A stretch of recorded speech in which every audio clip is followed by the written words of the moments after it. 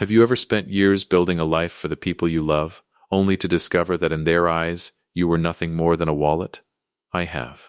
And the day I realized it wasn't the day I wrote the biggest check of my life. It was the day the bride looked me straight in the eyes and reminded me I was just a guest. She had no idea those 3 words would cost her everything. Before we begin, if you've ever been betrayed by someone you sacrificed everything for, hit that like button, subscribe, and stay until the end. Because this isn't just a story about revenge. It's a story about respect, about dignity, and about the moment one father stopped being taken for granted. My name is Nathan Carter. I'm 54 years old. For more than 3 decades, I built my construction company with blistered hands, 12-hour workdays, and enough sleepless nights to forget what weekends even felt like. Every brick I laid, every contract I signed, every dollar I earned the hard way. Not because I loved money, because I loved my family. My wife, Grace, always joked that if something broke in the neighborhood, people called me before they called a repairman. She wasn't wrong. I believed a man's job wasn't to be noticed. It was to show up, quietly, consistently, without expecting applause. So when our only son, Ethan, called one Sunday afternoon and told us he'd found the woman he wanted to marry, I couldn't have been happier. His voice carried a kind of excitement I hadn't heard since he was a little boy showing me a perfect report card. "Dad," he laughed, "she's the one." Grace cried before the phone call even ended. I smiled so hard my cheeks hurt. Nothing mattered more than seeing my son happy. At least, that's what I believed. A week later, Ethan brought her home. Her name was Vanessa Brooks. She stepped out of the car wearing designer sunglasses despite the cloudy weather. Every movement seemed carefully rehearsed. Confident, perfect, almost too perfect. She shook my hand with the kind of smile people wear when they're meeting someone they already think they've figured out. "So you're Nathan," she said. "Not nice to meet you. Not even. I've heard wonderful things. Just, so you're Nathan." It wasn't rude enough to call out, but it wasn't warm either. Something about it lingered, like the faint smell of smoke before anyone notices the fire. Grace welcomed her inside.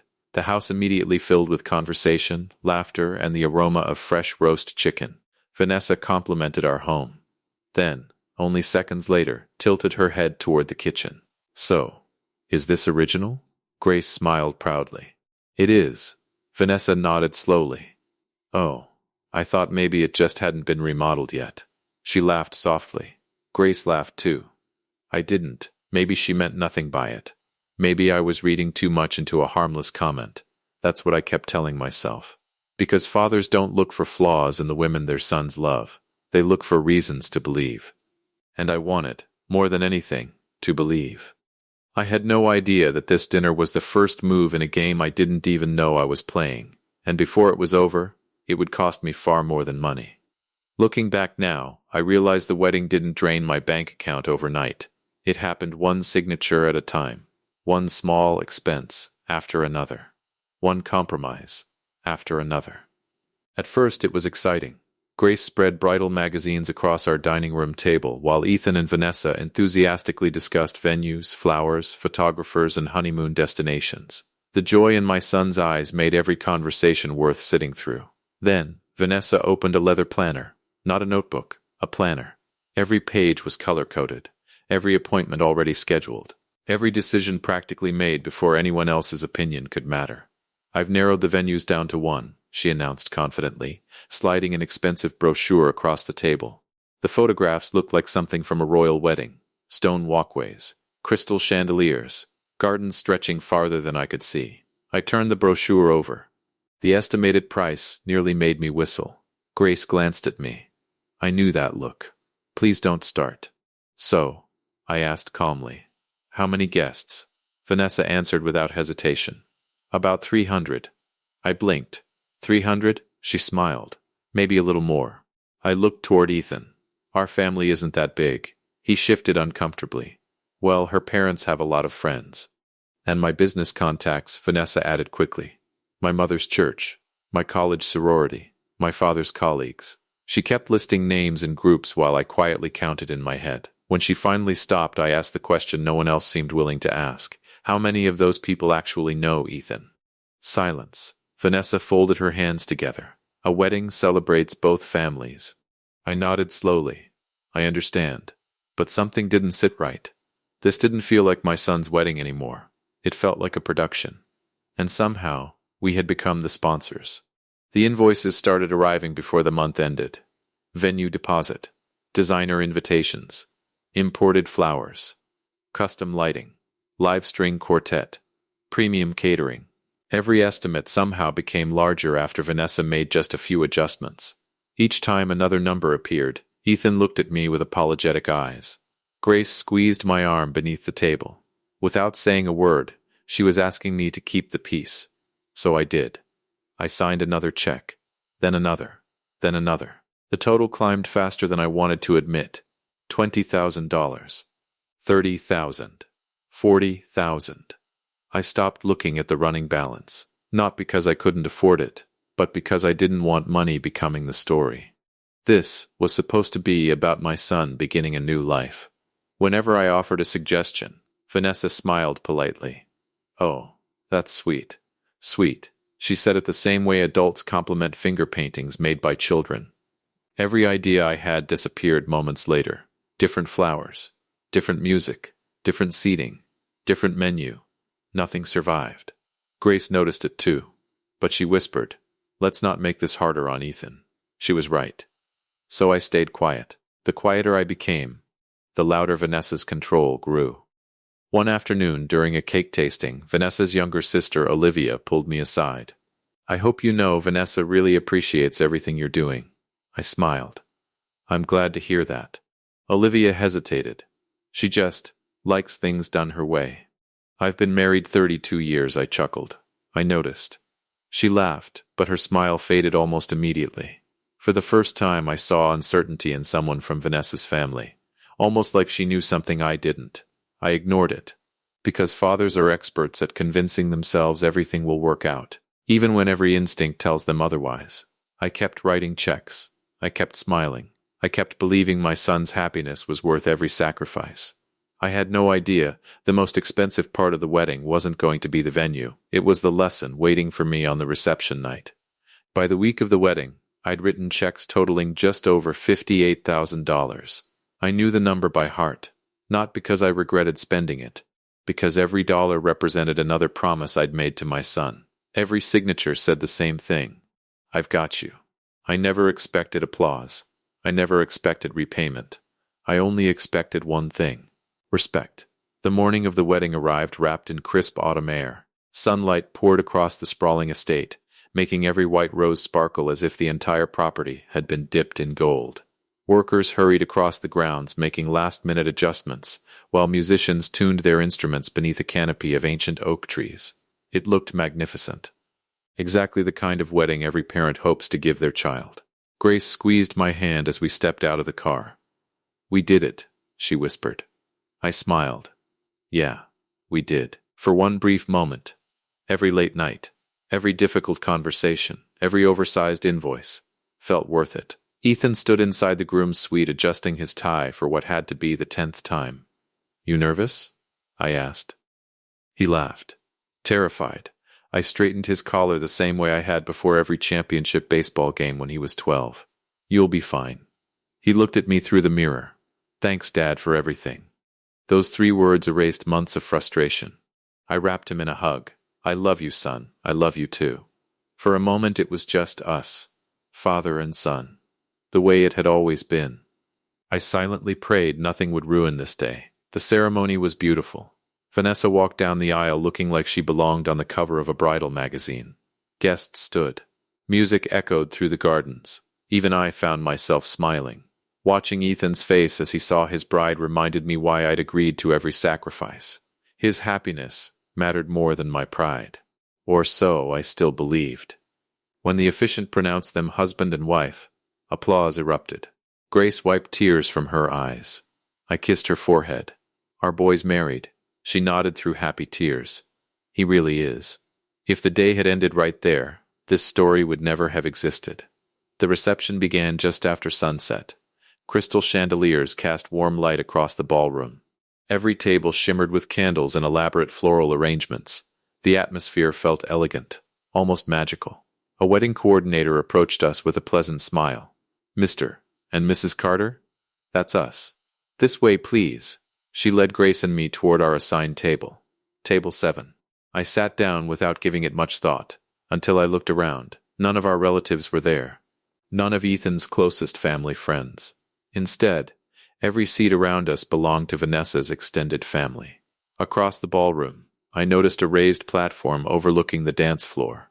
The tables there were larger, decorated with grander centerpieces, closer to the bride and groom, the premium seats.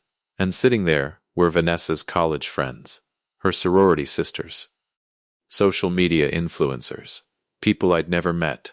I frowned. Grace, she followed my gaze. Her smile disappeared. No, she whispered, that can't be right. I stood calmly and walked toward the wedding coordinator. Excuse me, I said politely. I believe there's been a mistake.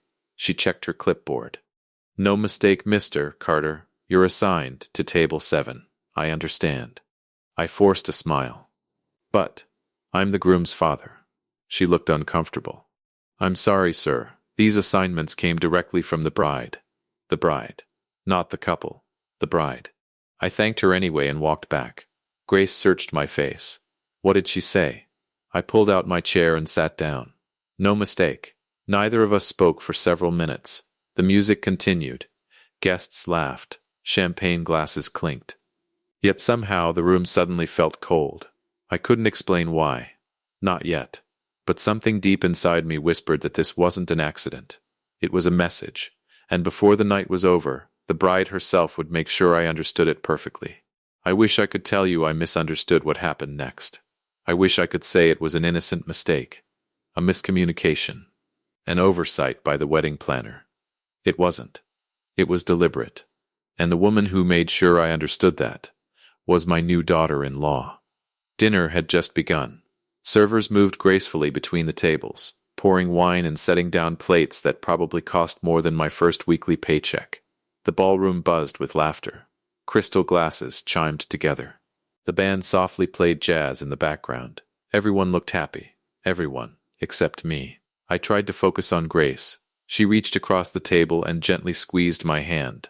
Don't let this ruin Ethan's day. I'm trying, I whispered.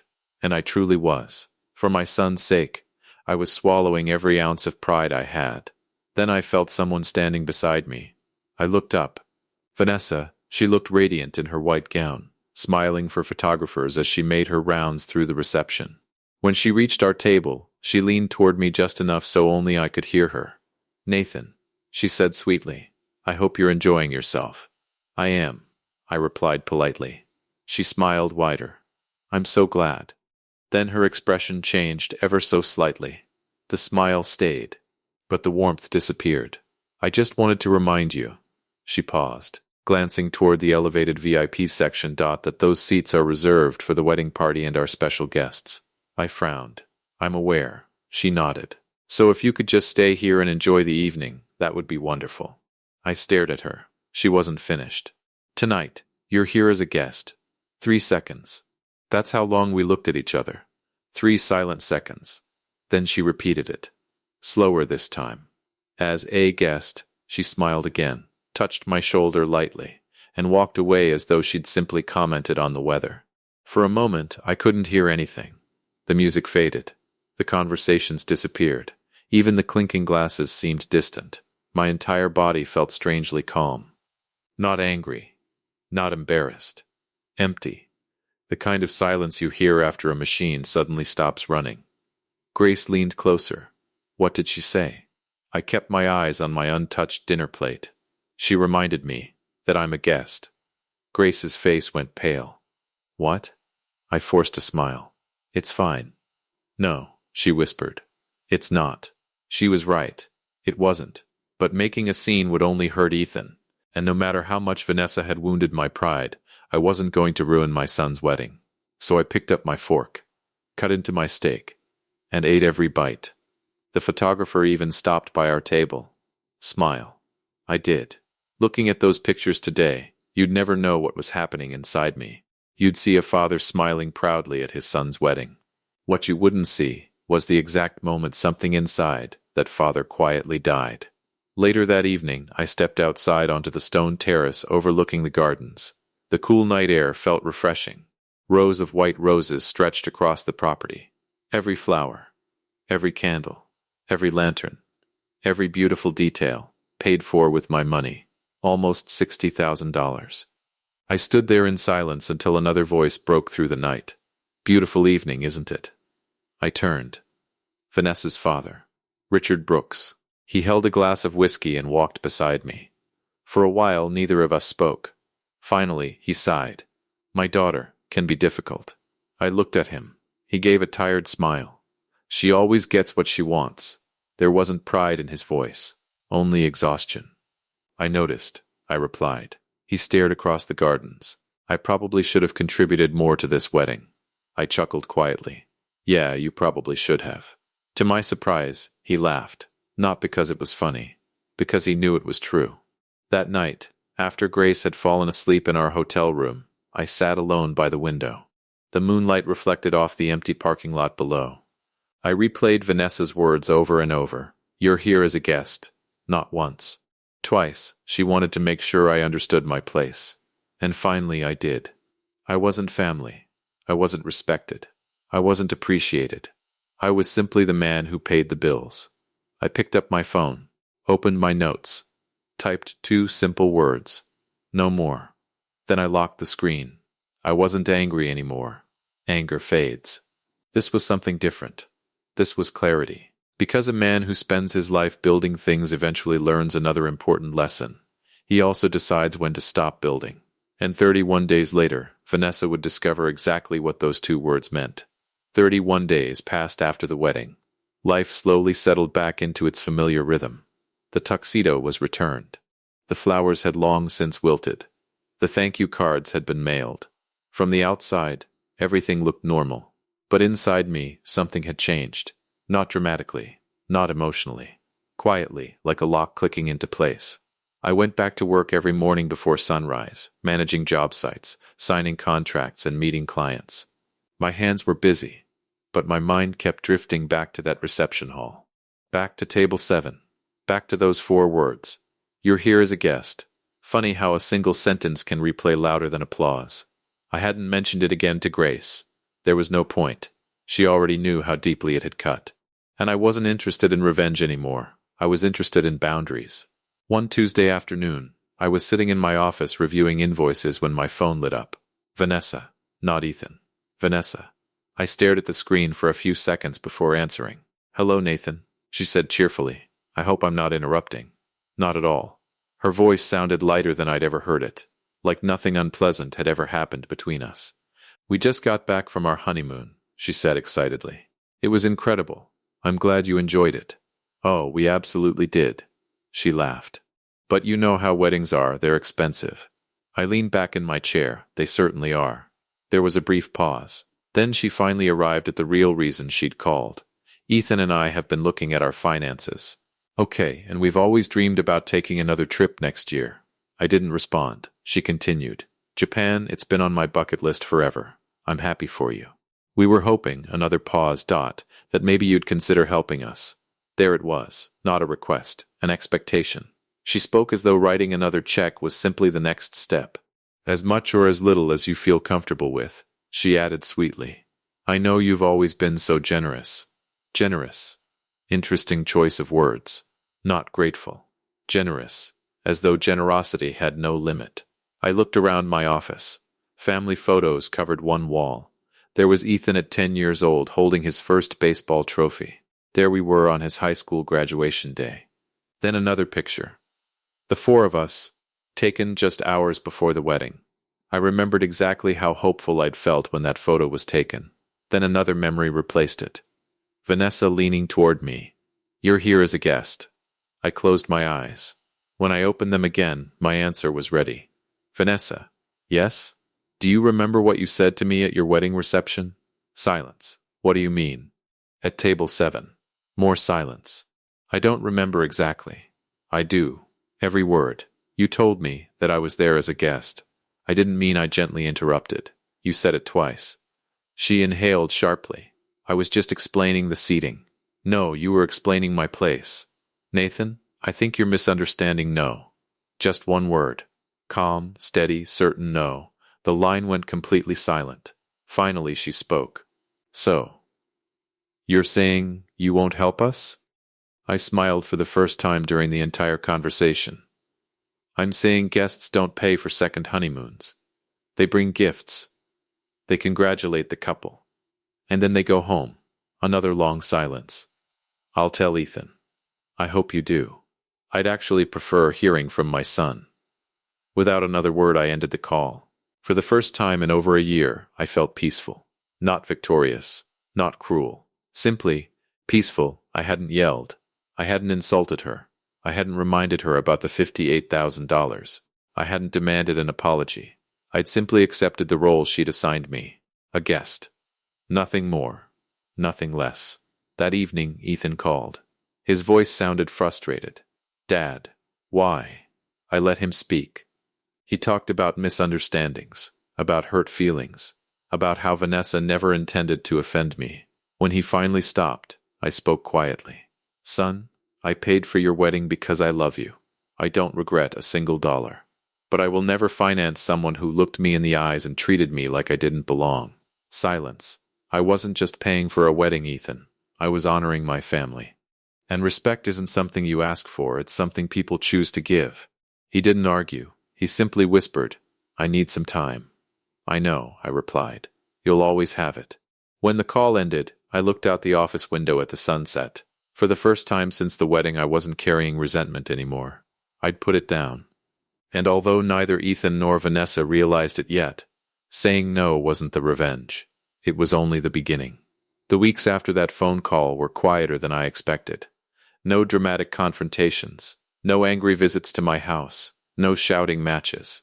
Just silence. Sometimes silence is louder than any argument. Grace noticed it too. One evening, as we cleaned up after dinner, she dried a plate and looked at me. Do you think they'll come around? I shrugged. I hope Ethan does. And Vanessa? I took a slow breath. That's her decision. Grace nodded. She knew me well enough to understand something had changed. Not my love for my son. That would never change. But my willingness to be used? That chapter was over. A few days later, Grace answered a call from Vanessa. I wasn't trying to eavesdrop. I simply heard enough to understand what was happening. From the kitchen, I could hear Vanessa's voice rising through the speaker. Nathan has always been controlling. He only paid for the wedding so he could hold it over us. He's trying to punish me. Grace didn't interrupt. She simply listened. When the call finally ended, she walked into my office carrying 2 cups of coffee. She handed me one and sighed. She's rewriting the whole story. I nodded. I figured she would. Aren't you going to defend yourself? I smiled. The truth doesn't need defending. It just needs time. Grace looked at me for a long moment. I've never seen you this calm. I stopped being angry the night of the wedding. What are you now? I stared out the window. Prepared. The morning after the wedding, while everyone else was sleeping in the hotel, I had made one phone call. Not to Ethan, not to Vanessa, to my attorney. Then another. To my accountant. For more than 30 years, I'd built my company from the ground up. Every truck, every piece of equipment, every investment, every property. I'd worked too hard to leave them exposed. Over the next several weeks, we reviewed everything. Every account, every investment, every legal document. Nothing was rushed. Everything was done carefully. My attorney asked me one question. Why now? I answered honestly. Because I finally understand the difference between being appreciated and being useful. He nodded. I'll make sure your life's work stays protected. And he did. Ownership structures changed. Beneficiaries were updated. Trust documents were rewritten. Nothing illegal. Nothing dishonest. Simply responsible planning. The kind every business owner should do. If anyone ever expected to treat me like an unlimited source of money, they were about to be disappointed. About 4 months later, something unexpected happened. My attorney called. You've received a letter. From who? Their attorney. I frowned. My son's? No, Vanessa's. He emailed me a copy. As I read it, I honestly wasn't sure whether to laugh or be offended. The letter suggested that, because I generously financed the wedding, there was an expectation that I would continue supporting the newlyweds financially. I read that paragraph twice. Then a third time. I leaned back in my chair. You're kidding.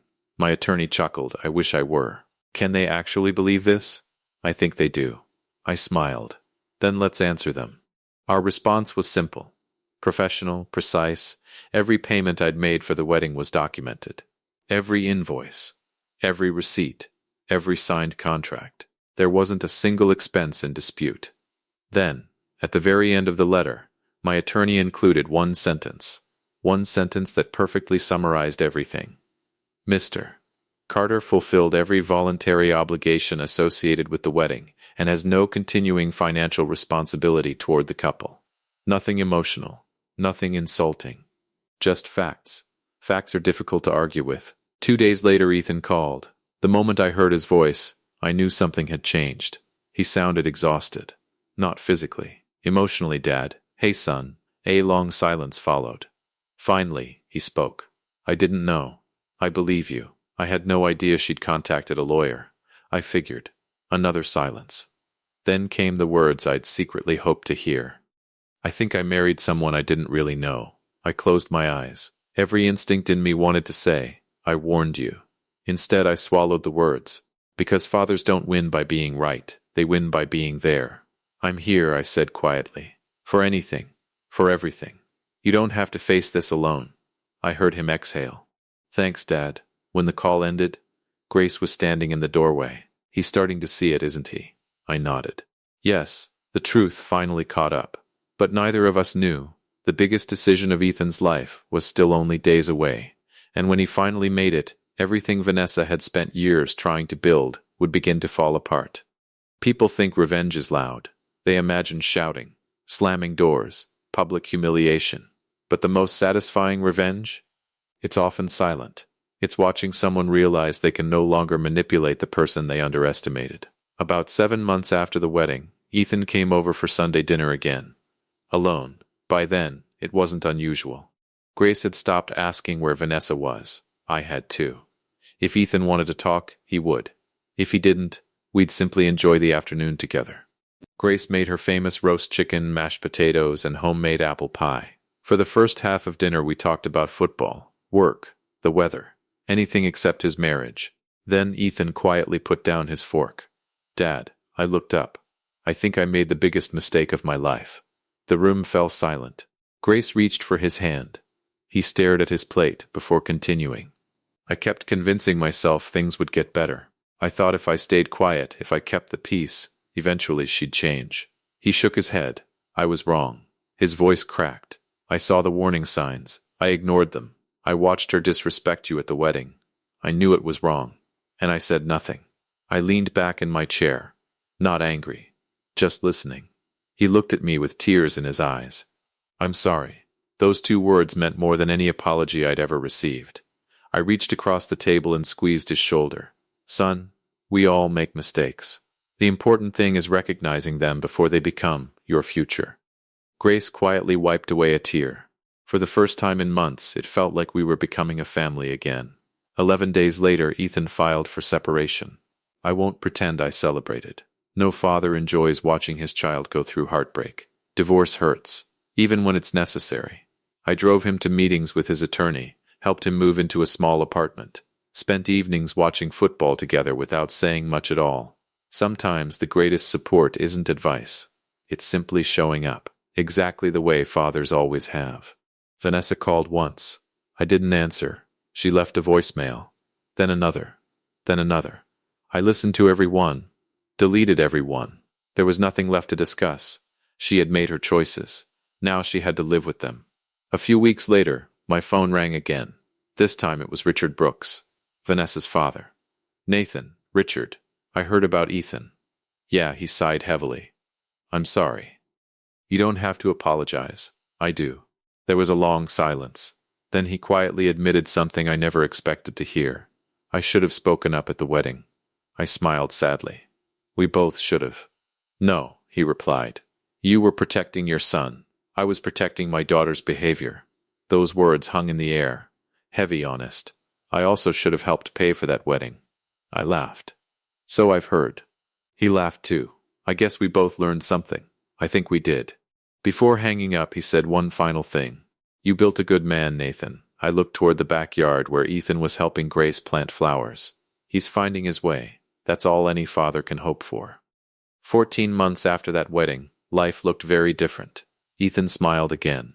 Not the forced smile he'd worn in photographs. A real one. He came over almost every weekend. Sometimes we'd work on projects around the house. Sometimes we'd grill burgers. Sometimes we'd sit on the tailgate of my old pickup truck, drinking cold beer as the sun disappeared behind the trees. One evening, after we finished replacing the roof on my garage, Ethan handed me a bottle of water and smiled. You know, I kept waiting for you to say it. Say what? I told you so. I laughed. Oh, trust me. I thought about it. He burst into laughter. I know you did. Probably every day.